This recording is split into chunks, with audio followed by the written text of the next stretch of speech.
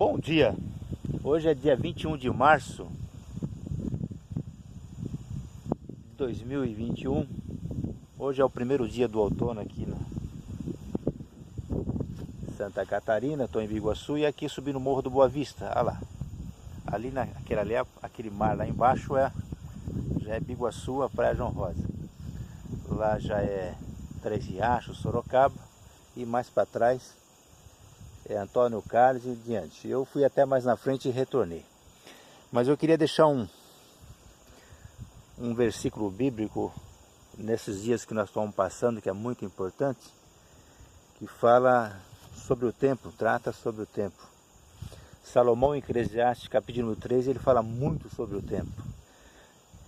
Moisés, um dos maiores homens, estadista, poeta, profeta, cantor, levita, tudo, líder, o grande líder, falou muito do tempo, e ele fez a oração do Salmo de 90. E Salomão, em toda a sua pompa, em toda a sua riqueza, também falou sobre o tempo. Mas em Eclesiastes, capítulo número 3, o versículo de número 1, ele diz que há um tempo para todas as coisas. E aí ele coloca uma vírgula e diz que um tempo e um propósito determinado debaixo desse céu, né? Ou seja, tem para todas as coisas debaixo desse céu aqui. E há um tempo e um propósito. Nessa reflexão que eu estou aqui, eu estou tomando um fôlego para poder descer, que eu vou descer tudo. O carro ficou lá na frente. E aí ele começa a falar dos tempos, os tempos. E é muito importante ele tratando sobre o tempo. Há um tempo e há um propósito. E aí é uma confusão muito suave. Tem muitas pessoas que têm um propósito, né? Tem muitos obreiros que têm um propósito na vida. Tem muitas famílias, muitos pais de família, muitas pessoas que têm um propósito na vida. Uns têm um propósito de casar, outros têm um propósito de estudar, outros têm um propósito, infinitos propósitos. Só que ele tem propósito, mas ele não tem tempo. Ele tem um foco na vida, mas ele não tem o tempo. O tempo é importante. E tem muitas pessoas que têm tempo, mas não têm propósito. Então, Salomão quis frisar muito isso. Há um tempo e há um propósito debaixo desse céu. Você pega um jovem hoje, um moço, e pergunta para ele qual que é o futuro dele, qual o propósito. Um moço, ele diz assim: meu propósito é casar e constituir uma família, ter filhos, né? E constituir uma família. Aí ele casa com 70 anos de idade. Com 70 anos de idade ele casou. Ele cumpriu o seu propósito? Cumpriu. Ele casou com 70 anos de idade. Mas está fora do tempo, ou seja, com 70 anos de idade, como que ele vai constituir uma família? Como que vai ter filhos?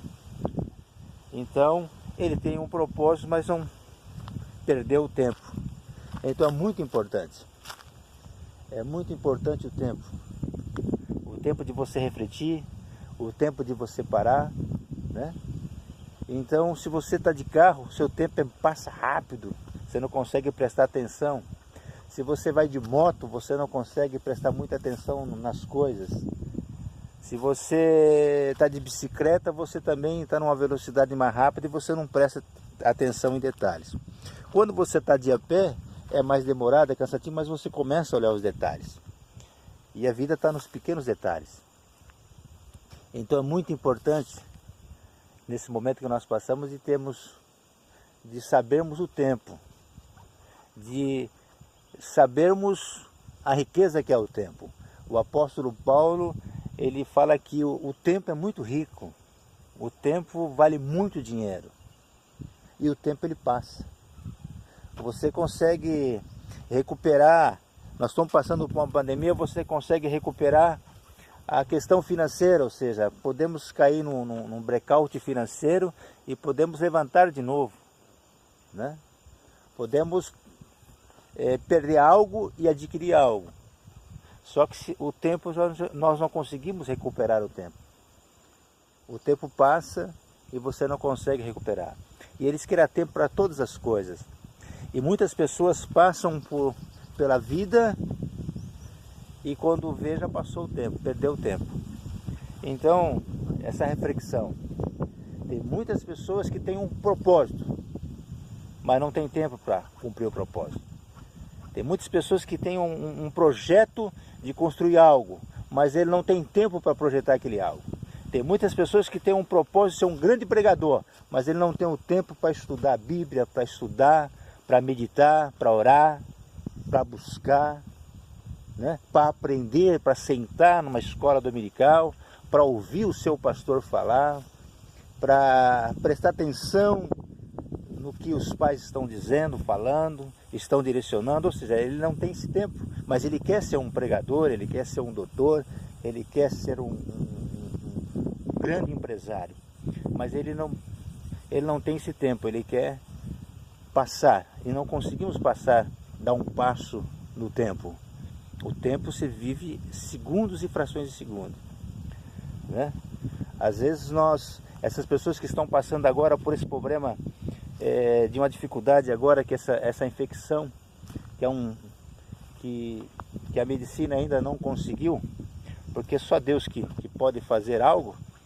Essas pessoas que estão com problema com oxigênio, eles sabem o que é uma fração de segundo, o valor de uma respiração de uma fração de segundo, porque ele quer respirar e não consegue.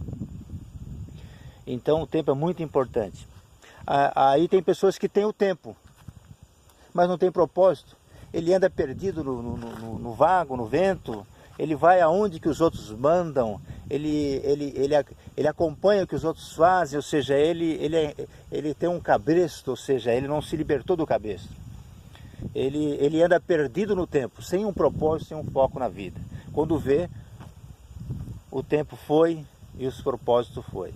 Então Salomão disse, olha, há um tempo para todas as coisas, ou seja, debaixo desse céu. Há um tempo e um propósito, ou seja, tem um tempo e tem um propósito. Aí nós precisamos ver o nosso propósito e o nosso tempo, né? Agora eu desço e caminho. Eu queria falar de uma mensagem do Jordão, mas aí colocou essa mensagem no coração. Então, aprenda a administrar o tempo. Né?